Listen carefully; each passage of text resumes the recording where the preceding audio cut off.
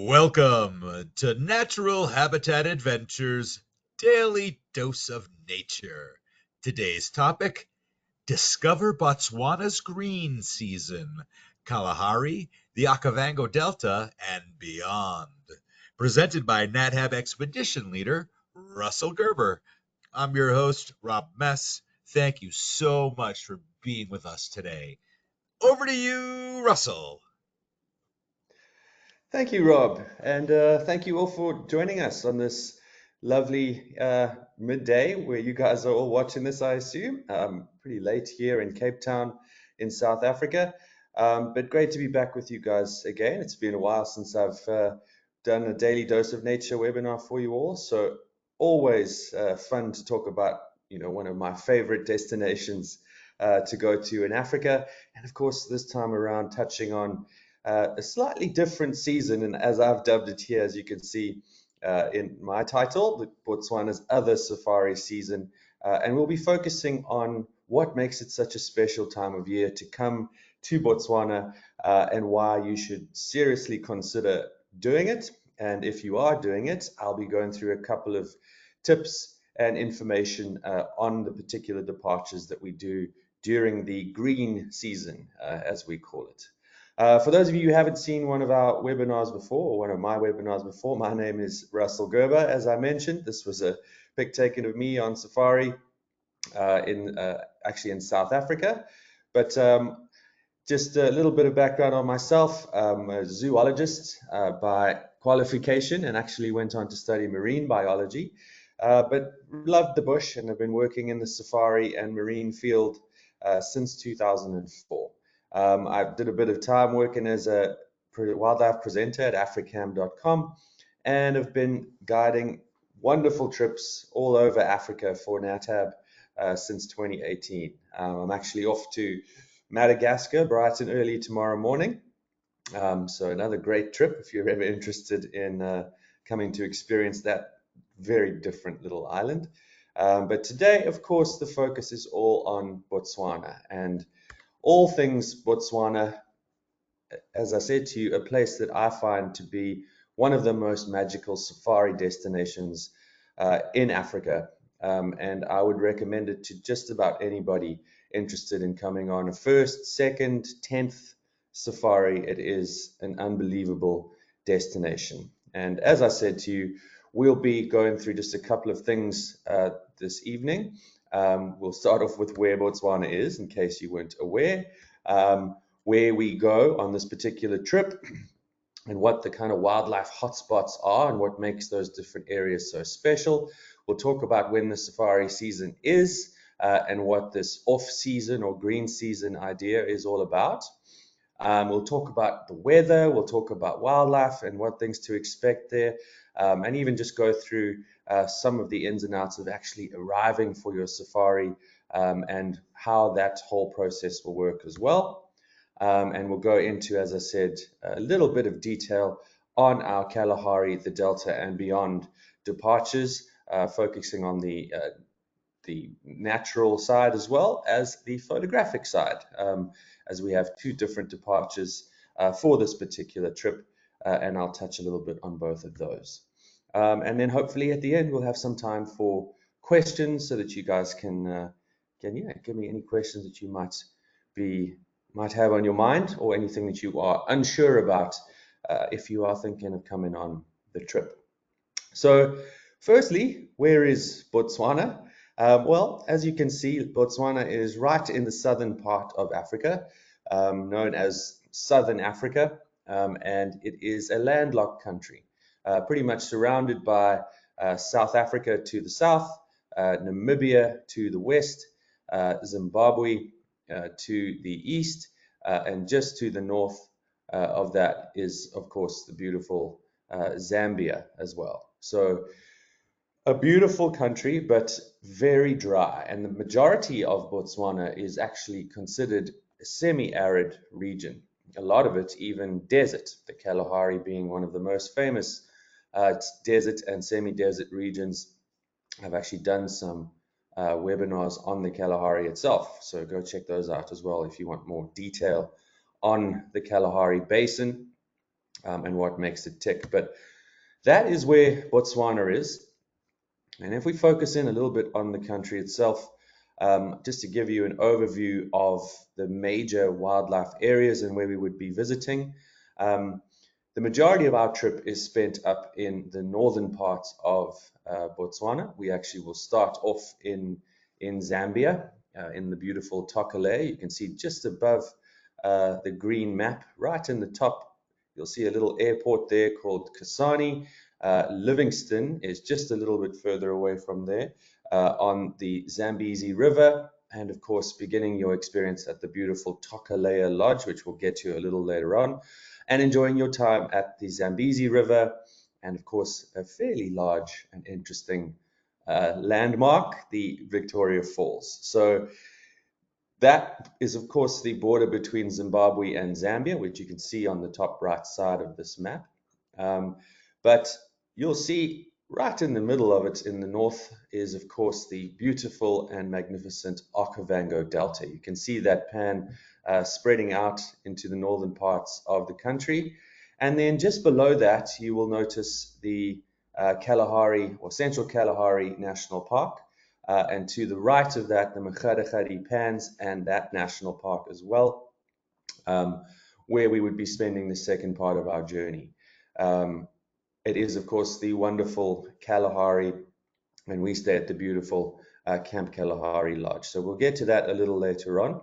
But the majority of the trip, as I said, is spent up in the north, and then heading down to the Kalahari itself. So a very diverse trip from the massive river systems of the Zambezi, of course, and Chobe rivers, heading down into the seasonal Okavango Delta, and we'll go into a little bit more detail on what that's all about, and then heading down to the also seasonal Machadachadi Pans and the Kalahari itself, which despite the name, being so much associated with being a desert and dry region, when the rains do come, it can become a luscious grassland, which is utilized by huge numbers of herding animals, and we'll get into that a little bit later on as well. So just a quick overview of Botswana itself, and to give you all a feeling of where we are talking about this evening. So as I said to you, one of the most iconic parts of this trip is up in the north and along those river systems along the Zambezi River and the adjacent Victoria Falls. This was a picture actually taken from the Chobe River, one of the major tributaries of the Zambezi, and the Zambezi, of course, being the fourth largest river in Africa. So a huge, huge water system. And if you love elephants, this is the place to go.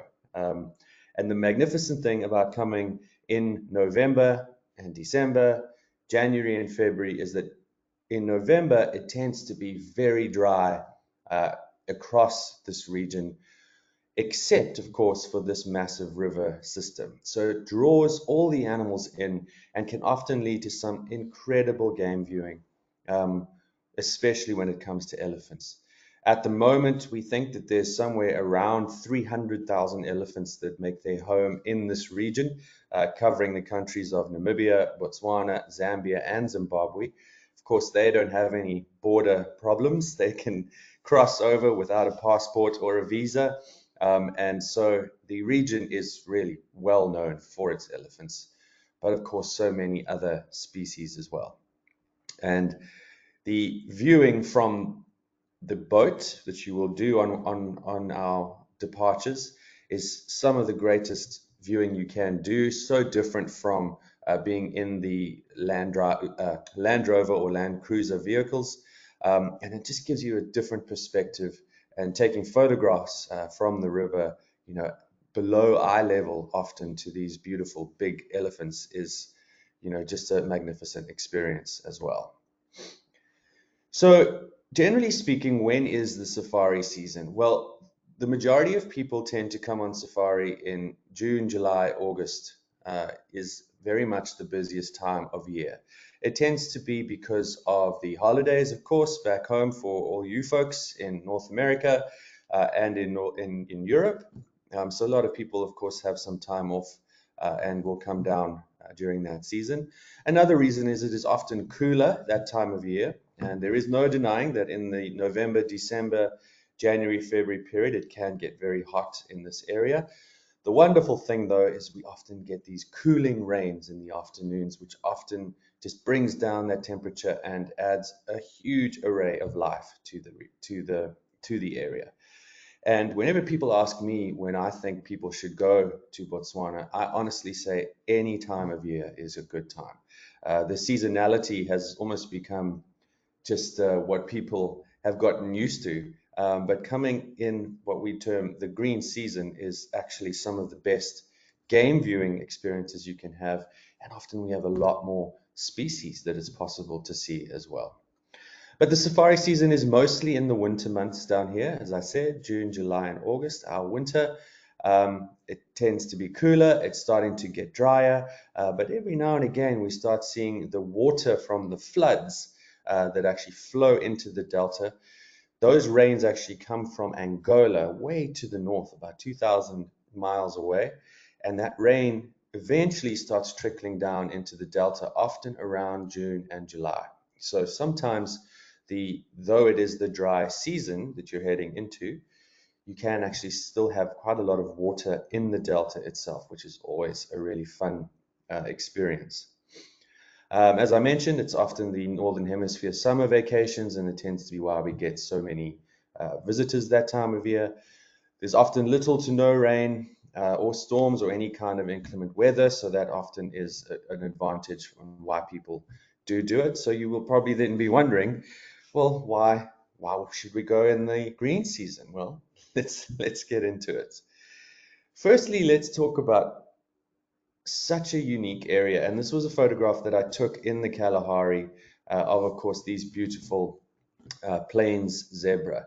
As you can see in the background, this is a black and white photograph, of course, but you can see in the background those dramatic clouds from this particular photograph. And on this trip, which was actually in February of 2023, the viewing and the game viewing was just magnificent. We saw so many zebra, wildebeest, and many other predators as well, which we'd get to in a minute. But the clouds that you often had in the afternoon, though looking threatening, often did not lead to any kind of rain, but we got so lucky with this amazing dramatic backdrop to these beautiful animals that we had on the plains in and around Machadachari in the Kalahari. So that is also, to me, a big reason why it's such a special time to come.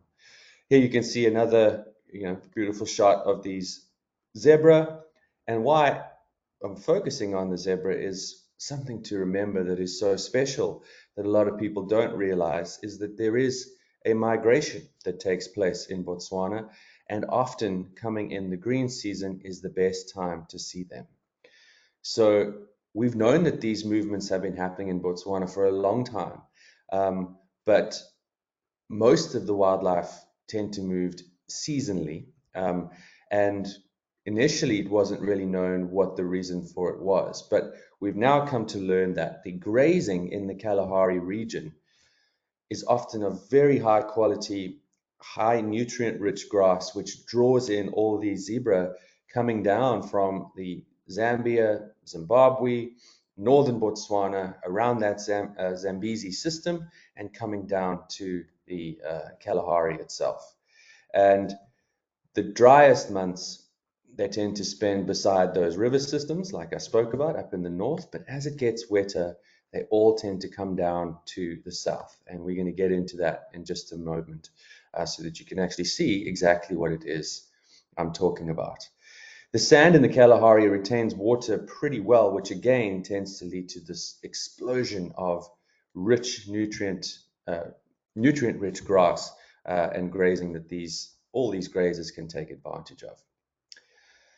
As I said, that higher content of protein and minerals in this grass draws the zebra into the area, and we think that at the moment around 55% of the zebras migrate to the pans, and the rest tend to just stay in the Okavango without moving and decide that that's what they want to do.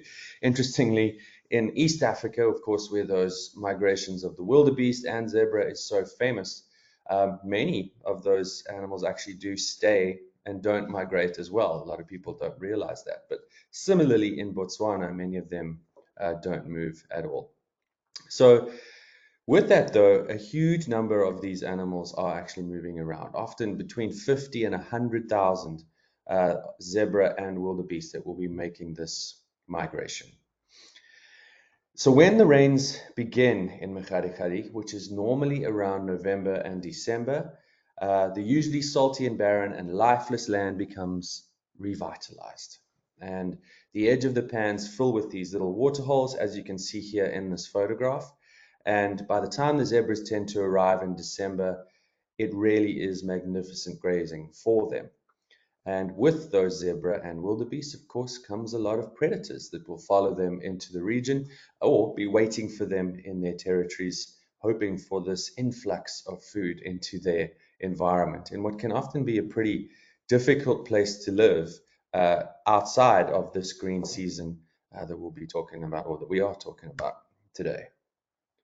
So just quickly, I wanted to show you what that movement looks like. You can see the little blue zebras and where they tend to hang out, the larger populations, up in the northern parts around the Chobe River and the Zambezi, Linyanti, Savuti area, and then later on, and then as well in the Okavango Delta as well, you can see the two little zebras represented there, where a lot of those zebras will be hanging out for most of the year. But as things get wetter down in the south, both these groups of zebra start moving towards the Mekgadikgadi pans and the Kalahari region for those nutrient-rich grasses that we were talking about. So from November to January, you start seeing the movement of those animals down towards the south. What that means, of course, is that eventually you end up with these huge herds in the Kalahari, which tends to be between January and March. So by that time, by January, we tend to see a lot more of these zebra around. And as we head towards March, they start moving out of the region again as things get drier, the end of the rainy season, and then they start moving back towards those water systems. Some will go back towards the Okavango, as I just showed here, and the rest will head up back north towards the Chobe River. So it is a very interesting movement of the zebra and can be an absolute highlight of being in the Delta, of being in the Kalahari in the wet season. Some of my best pictures taken ever were in those areas, just because of the sheer numbers of zebra you can see on any given day, particularly around the water holes, which are abundant around December, January, February. This also taken in the Kalahari, you can see the much longer grass. This was after a few good months of rain. I think this was taken in February. And this lioness was actually looking at a vulture flying by. She was investigating or looking to see in case there was any luck or anything that had been killed. But in the end, it just turned out to be a nice photograph. But again, just gives you an idea of the starkness of this land and this area, and what a great area it is to visit, but also the opportunity to see these big predators like lions. And as I said to you as well, that migration is largely unknown across the tourism world. And if you do come out for this trip, you could be one of the lucky few so far who have experienced it before everybody starts to know what's going on and what an amazing experience it is to see. As I said, of course, there are other species that will be following those similar migration routes, but there are many other things to see in the Kalahari, and one of the most popular, of course, is the meerkats. And on our trip, we will be spending some time with these habituated meerkats. You can get really close. They are completely wild, but they are habituated to our presence. And because of that, you can get these great photographs of these wonderfully interesting little creatures. And for many people, a huge highlight of the trip as well. So as I said, this is one of the most iconic species. Lions, this again was taken in the Kalahari. Another lioness in the beautiful late sunset. And one of the most sought after things to see, though I don't have a picture for you today because haven't seen one in a long time, but the very lucky, if you get very lucky, the black-maned Kalahari lions, of course, is a huge attraction for many people. And often, that is something that you can see when you're out on a trip in that area. This was a young male lion, as you can see here. Didn't quite have the black mane yet. He was quite a blonde fellow. He was probably about 18 months old. You can actually still see a little bit of the spots around his lower body, which suggests that he's still a fairly young fellow, but may well one day become a big black maned lion, which of course are synonymous with the Kalahari as well. So that's just some of the highlights of the Kalahari and what is so special about that. But the other part of this trip, of course, where we spend the majority of our time, is up in the north. And the most of that time will be spent in the Okavango in our 2 camps up there. The other areas that are of interest that I showed you, the Linyanti, Selinda, and Savuti, are all wonderful wildlife areas just to the north of where we will be spending most of our time. But we also already touched on Chobe and that whole Zambezi River system, all of which are incredibly wildlife-rich regions. And this time of year, as I said, from November, December, tends to be the end of the dry season. So particularly November and December, things are very tough for many of your herbivores. With that, of course, it means you start seeing a little bit of an advantage for the predators. And the predators start to slowly gain the upper hand with less vegetation for these animals or their prey species to hide in. They're forced to move or concentrate to these permanent bodies of water. You start to see this cyclical predator-prey relationship, which is so important for the balance of these ecosystems. So for me, October, November, and December honestly can be some of the best times for seeing predation or at least these animal interactions between species. So always something to think about for if you are planning on coming this time of year.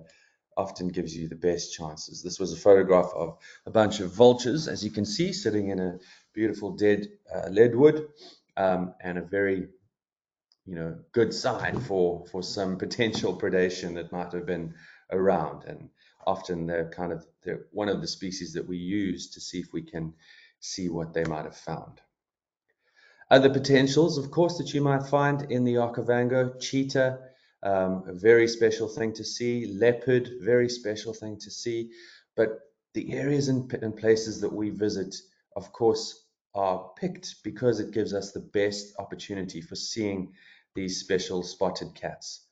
And again, just touching on that dry season, the last or first flowering trees can often attract prey species. Impala often go to trees to eat the flowers as they fall off, and we've actually watched a leopard jump down from the tree onto the unsuspecting impala underneath.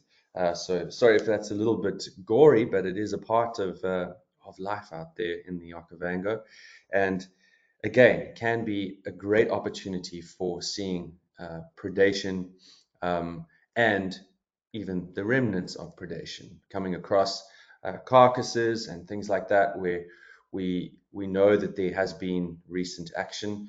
As I said, it is all cyclical, and eventually, as the rains come and the grasses start to come with it, those herbivores get stronger and they start to get the upper hand and get much more difficult for predators to actually catch.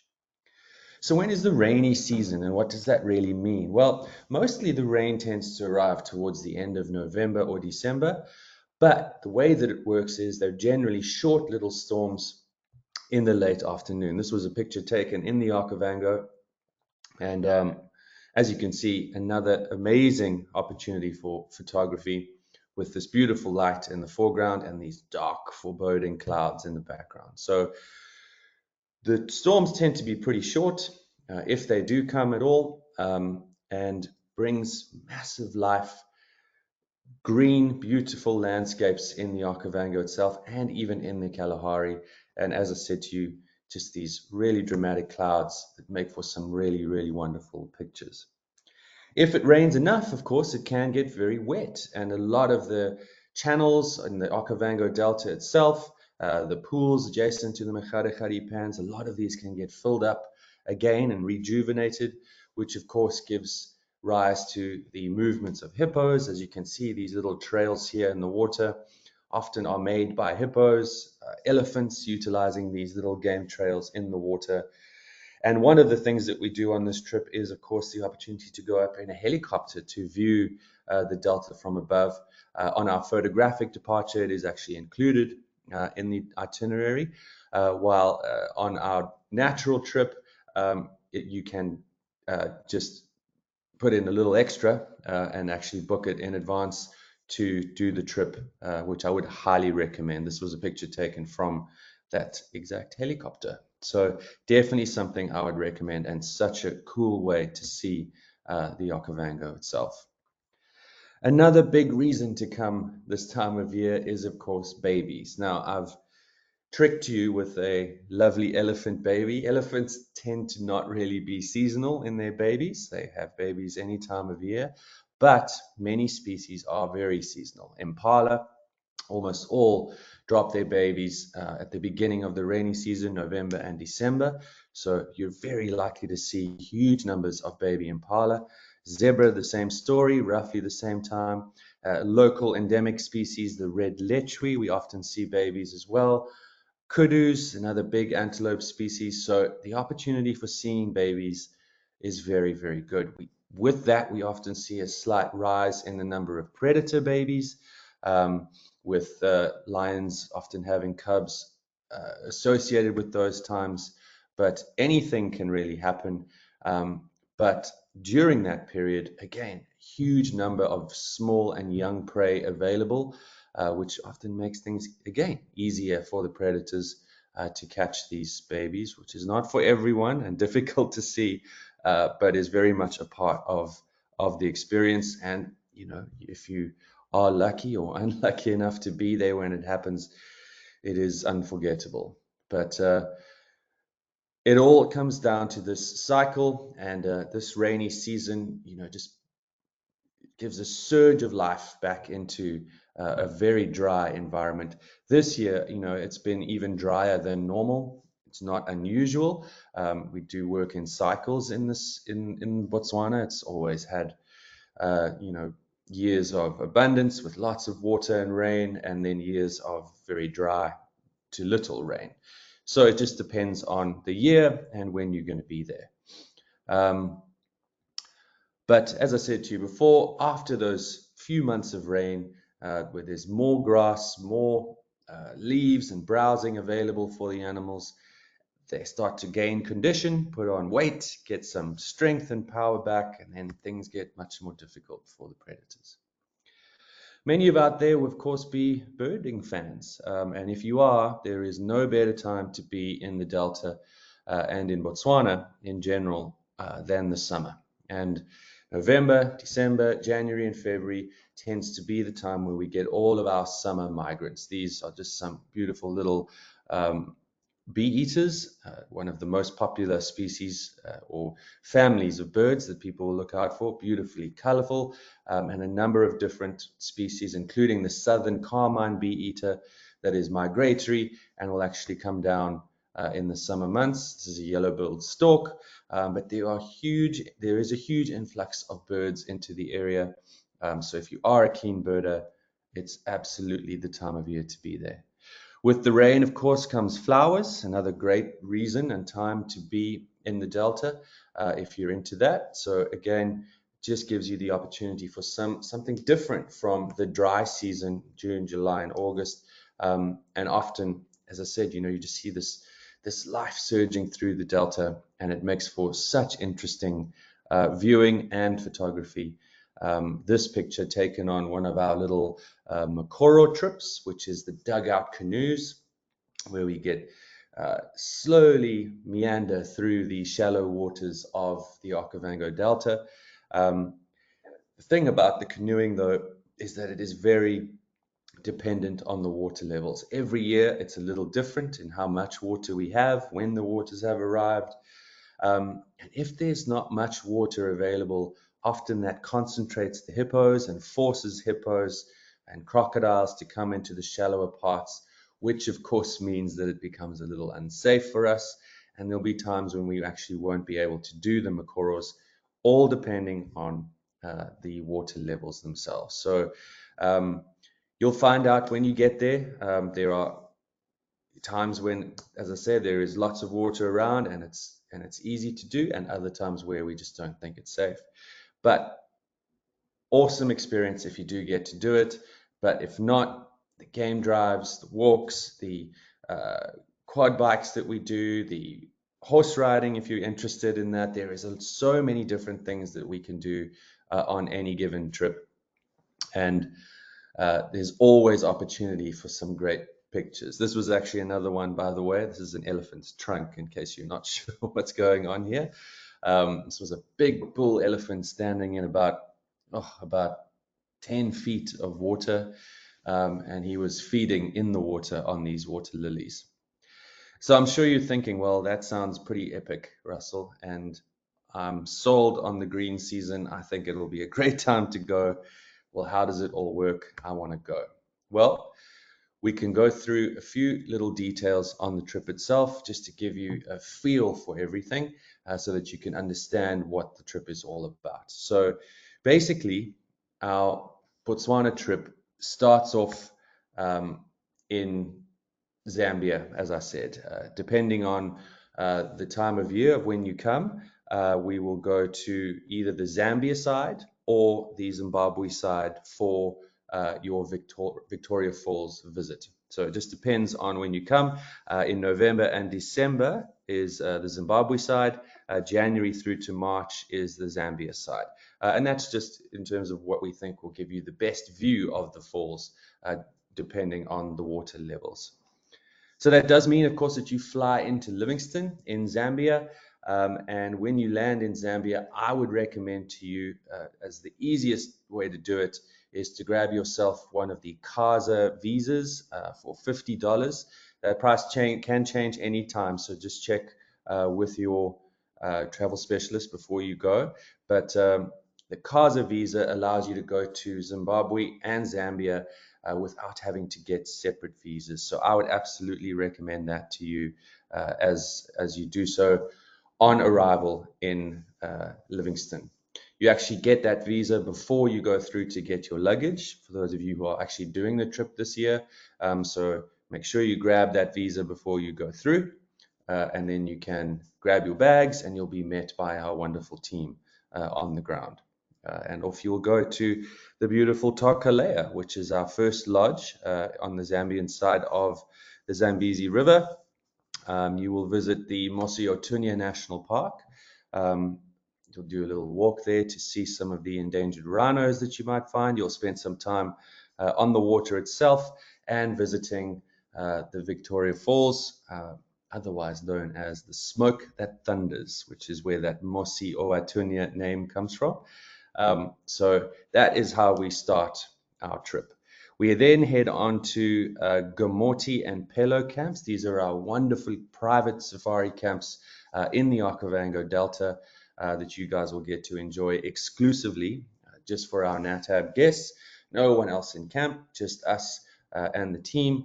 And it is, again, just a wonderful, wonderful experience in each camp. So that's just a little bit on the visa side of things. From a luggage point of view, in case you're wondering, on our natural trips, so the non-photo version, the luggage allowance is £44, which is pretty standard.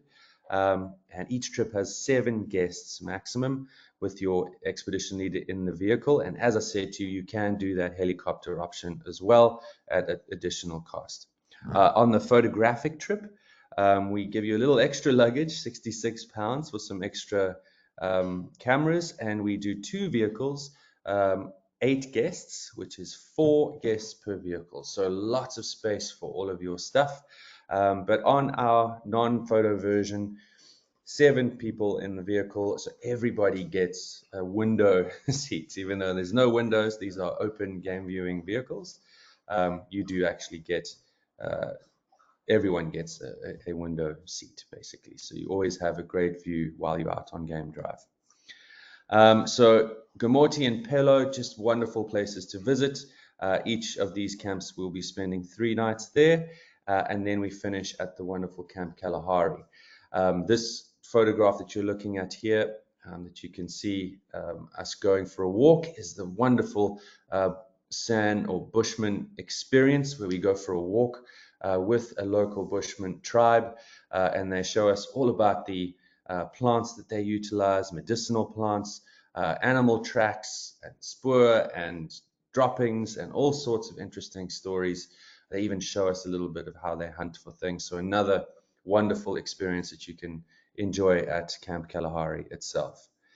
So we've touched a little bit on luggage, camera gear. As I said, on our photo trip, you do get some extra stuff. I've spoken a little bit about the camps themselves and how special they are, each just unique in their offering.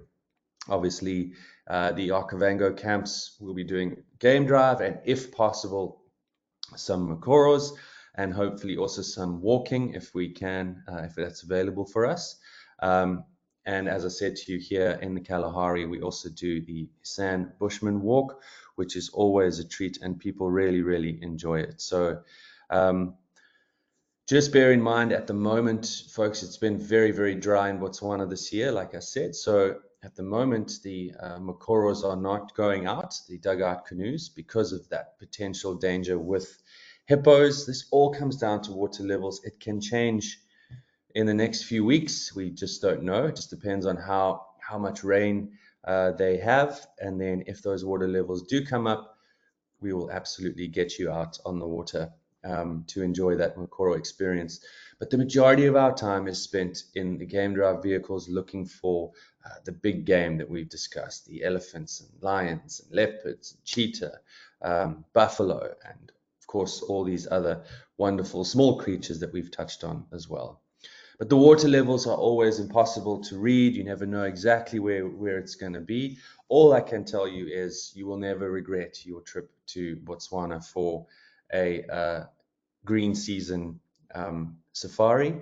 And it is absolutely something I would recommend to any visitor to Africa, first time or 100th time. In fact, I'm going back to the Delta and Kalahari in February myself, because it's such a special place, and we go as a family just about every year at that time of year. So that is absolutely, you heard it from my lips, that I think it's a wonderful time to visit Botswana, and I hope that we see you on one of our trips very soon. So that's about it from my side in terms of the trip itself. And I'd love to know if you have any questions or anything that you might want to know about the trip. Rob, fire away. All right, Russell, thank you so much. Now, before we dive in with the questions, I would like to remind everyone that you can submit your questions via the question field in your control panel. With that, we're going to get to some questions. So is one of the reasons there are so many elephants in Botswana is the fact there's no big game hunting allowed? It's a good question, Rob. So there is certainly some science that points towards that they've because there's been no hunting in that area for so long, that many of the elephants did feel sort of safer, and they got more and more concentrated into that area, away from hunting concessions. Now, we don't know for sure if that is the reason. Another big driving force is, of course, the river itself, the Zambezi and Chobe being, these 2 major river systems that flow all year round. And because of that, it is often the only source of water for elephants who have to drink every day, often twice a day, particularly in the hot months around October and November, before the rains start coming in December. So it's hard to know exactly why, but most people would tell you it's a number of factors: the no hunting, the large protected areas and game reserves in multiple countries all around that area, so the animals have had space to roam. And then, as I said, the permanent water sources, very good grazing and browsing available in the area as well. So all those factors, I think, have led to this explosion of an elephant population in that area, which is, as I said, magnificent and easily one of the best places to view elephants in the wild. Great. Thank you so much for that answer. So you Mm. mentioned it's warm during the green season. Can you let us know like what the average temperatures are? How I should prepare for dress? Yeah, so very good question. It's most days you're going to be looking at in the middle of the day, late 80s, mid 90s. Most days will be like that. Often in November, you can hit 100 degrees in the middle of the day. But in the mornings and evenings, when we go out for our game drives, that tends to be the coolest time of the day. And it's why we go out at those times too, because you tend to see the animals a little bit more active because they also try to avoid the heat of the day.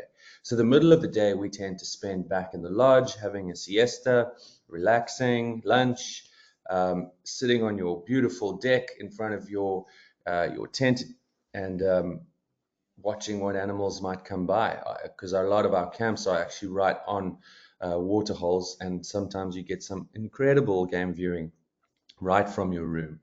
So while it can get 100 plus in the middle of the day, most nights it will drop down to sort of late 70s. So it's still going to be warm almost all the way through, but I would almost always recommend bringing along at least a sweater or two on a trip, long pants for whenever you're doing a hike, and good hiking shoes. But when you're in camp, and when you're out on the vehicle and it gets later in the day, you always want to have layers to be able to take off things as you go, so that when it does warm up, you've got shorts, t-shirt, good hat, sunscreen, all of that stuff ready to go in your backpack with your camera, binoculars, and your water. So we will always remind you when we're out on drive as well to stay hydrated. And the vehicles themselves, as you can see in this picture here, all have a roof as well. So you can actually, there is some shade while you're out on drive as well. But we always recommend a good hat, sunscreen, sunglasses. So it is a warm time of year. But as I said, also those afternoon showers, if you do get some rain, often drops the temperature quite nicely.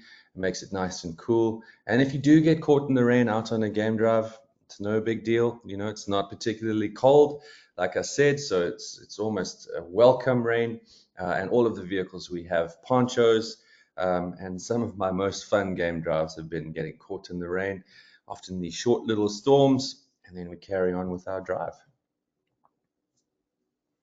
Great. Thank you, Russell. All right, let's talk Mhm. mosquitoes and insects for a second. How much of a problem or an issue can they be during November and December? Great. Another good question. It's Look, these areas are all malaria risk areas, and you can chat to your doctor about what sort of medication you can take before you come. Um, I found that in Botswana, because of the remoteness of these areas, often there's not a huge amount of mosquitoes, and mosquitoes love me. So I swear I'm telling you the truth. But having said that, in the evenings, I would always have mosquito repellent on, and would always recommend you taking anti-malarial tablets if you can, just to be on the safe side of things. But yeah, mosquito repellent in the evenings. But most of our nights we eat outdoors, and there's not actually a huge amount of bugs around, just because of the dryness and, like I said, the remoteness. Often, even with the rains, it's still very pleasant outside. And yeah, while always being prepared and having that mosquito repellent on before you go to bed, it's really not a huge issue at all in terms of the number of bugs and mosquitoes that you see this time of year. Are there any colors of clothing that we should avoid that might attract insects or other animals? In a way, in the evenings, sometimes a white t-shirt or a white shirt in the evening at dinner can attract a few more bugs. I've never really seen it attract more mosquitoes, but every now and again I notice it attract more. But I love wearing a white shirt to dinner, so I'm always dealing with that. So that might be one thing. Black in the day, not for bugs necessarily, but can be very hot, of course, if it is very sunny. So a lot of people avoid whites and blacks while you're out there. Honestly, the best thing to go for is khaki, grays, sort of muted colors, especially for walking. In the vehicle, wearing a nice colorful shirt is really no big deal. But when we are doing a walk in the bush, it is always better to have those muted colors available. But your expedition leader will let you know the day before, whenever you are doing a walk in the bush, that it would be best to wear your khaki stuff on that particular day. But otherwise, in the vehicle, colorful clothes, no big deal. So, how is it that we transport ourselves from camp to camp? Are we flying? Are we taking a bus? Are we Yes. driving? Thank you. Yeah. Um, we are flying. It's another great thing about this trip that we move from camp to camp on these small planes. So it means we save so much time getting from camp to camp. We spend maximum time in these wilderness areas, and the planes do fly from airstrip to airstrip in the middle of nowhere, landing on these beautiful little prepared runways. And as I said, it just gives us maximum time in the bush. So after we fly into Livingston, we then fly from there down to Kasane, and then from there down to our camps in Gomoti, fly to Pelo, and then fly down to Camp Kalahari. So all of those are short little flights. Mostly around, the first one is probably the longest at around an hour and a half, and then after that, short little flights of around half an hour or so to get you from place to place. Are we going to have to be concerned with any weather issues affecting transportation at this time of year? I don't think so. I've never had that issue. If a big storm does come in, as I said, it tends to be in the afternoon. Most of our flights will be kind of midday or mid-morning. And so we don't tend to have a problem with that. There's so many of these little bush planes because for most camps in Botswana, it's the only way to get into the camps, which again adds to the wonderful remoteness of them all. So they know, when are the best times to fly. And as I say, it tends to be mid-morning or midday that we fly, and we tend to avoid the weather. If there is bad weather, we'll simply wait it out until we're ready to fly, and then carry on. So sometimes there can be delays, but you just enjoy it, and we will get you to where you need to go safely, and that is always the priority. But yeah, as I say, those mid-morning, midday flights tend to avoid the weather completely. So I've never had that issue before. So, with all these smaller flights, are we going to have limitations on packing and luggage? Can you recommend So anything as I about that? said, 44 pounds will be your weight if you are doing the non-photographic trip, and then 66 if you do have the photographic stuff. The way that it works is we have small luggage, so the team will advise you on that. I've also done a couple of webinars on safari packing, so you can look at some of those as well, and what to bring with you. But a small, soft duffel bag is always the key piece of luggage, and then a backpack. Those two pieces will get you through your entire safari your backpack with your camera gear in, and your little duffel with your stuff for the trip. The duffel will go into the hold underneath the plane, and then of course your hand luggage as you get onto these little planes. If you haven't been on a little Cessna Grand Caravan before, you hop onto the back of the plane and you pop your hand luggage into a little section on the left, so you don't have to keep it on your lap, and then you find your seat and off we go. So those are the kind of luggage restrictions, and just something to bear in mind as well on the trip. Great, thank you so much. So, what about laundry service? Would there be laundry service available to us at any of the camps along the way? Yes, again, great question. Laundry is available everywhere. And because you have 3 days in camp, you will often get your stuff back pretty quickly. The only thing to remember is, of course, most of the camps are, everything is hung to dry. It's dried by the sun and not in dryers. So it does depend on the weather. But again, most of these places, it's so dry and hot, the stuff dries in minutes. In many camps as well, just to bear in mind, they will not wash your underwear. So they will provide you with some washing powder in the room, laundry detergent, so that you can actually wash some of your smalls and hang them up in your tent, which is a lot of the camps are still doing that, because a lot of the washing is done by hand. So it's just a courtesy thing. But yes, laundry available throughout, which means you don't, of course, have to pack so many shirts and so many pairs of pants. Just quickly for me, I normally pack basically 6 shirts slash t-shirts, and then one sweater, a rain jacket if you think you might need it, but it doesn't take up much space. So throw in a rain jacket or a poncho or something like that. 3 pairs of long pants that I use the zip-off ones, which to me work really well. But if not, then maybe like 2 pairs of long pants and 2 pairs of shorts. Good hiking shoes or comfortable running shoes, socks, undies, hat, and that's pretty much it. That will cover you for just about every safari in Africa, and certainly for this particular one. Don't forget to pack your swimming costume as well, which is always an opportunity for some swimming in the camps. So yeah, if you do like to cool off that way, it is also a nice thing to have with you. Do you have any recommendations on camera lenses that we should bring with us?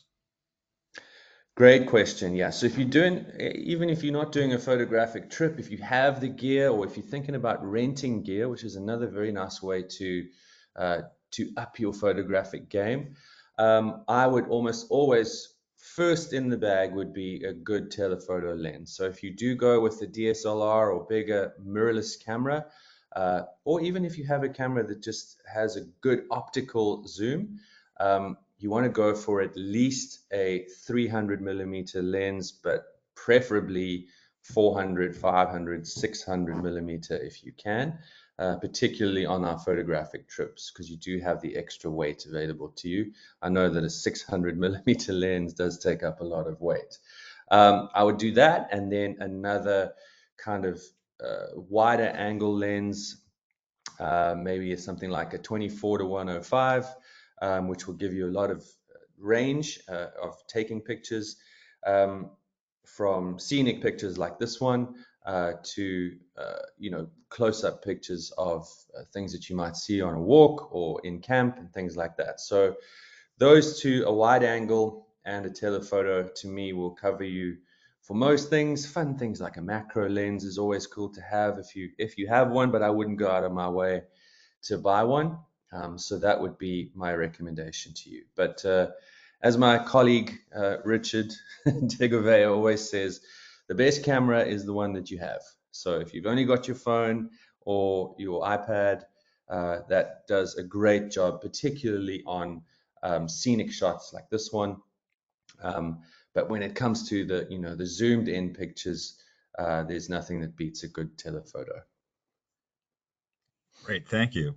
So, do we need a visa for this trip? And if so, is that something that we can get at the airport in Livingston, or is that something we should get on beforehand? Yeah, so as we touched on just before this one, we discussed the CASA visa. So when you land in Livingston, I would recommend, no matter which side you'll be going to the falls, I always recommend to my guests to pick up the CASA visa, which is around $50. Again, that can change. So just make sure that you have cash for that. Often the credit card machines don't work when you land, but when you land in Livingston, you'll come off the plane into the building and they will actually direct you to the lines that you will need to go into to pick up your visa. You get the visa at the airport before you get your luggage. So you actually go straight to get your visa, grab that CASA visa, they stick it in your passport.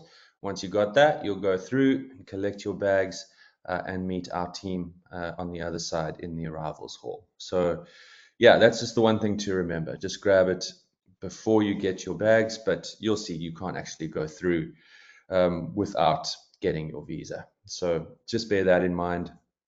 And I would definitely go for the CASA, not a single entry visa.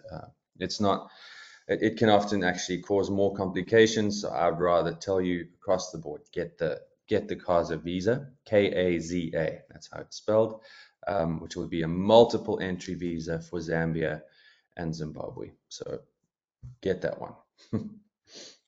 Great, thank you. So, does NatHab offer trips that include both Botswana and Namibia? hmm We sure do. There is the ultimate Botswana and Namibia trip. I actually just forgot the name of it though, so just give me a second and I'll let you know exactly what it is. But there is, and if you haven't been to Namibia or you're thinking about going to Namibia, it is a wonderful, wonderful place to go. Very different to Botswana. The scenery is just unbelievable. The red sand is obviously quite a famous thing about that area, and to me, for the stars as well and star photography, if you're interested, Namibia is just amazing for that. But as a combination, it is just spectacular. And our trip there is epic: Botswana and Namibia safari, which is definitely one I would recommend. If you wanted to see both countries, because yeah, Namibia is spectacular. Great, thank you, Russell. Well, unfortunately, that is going to be the last question that we do have time for today. So, I'd like to hand it back to you for some closing comments.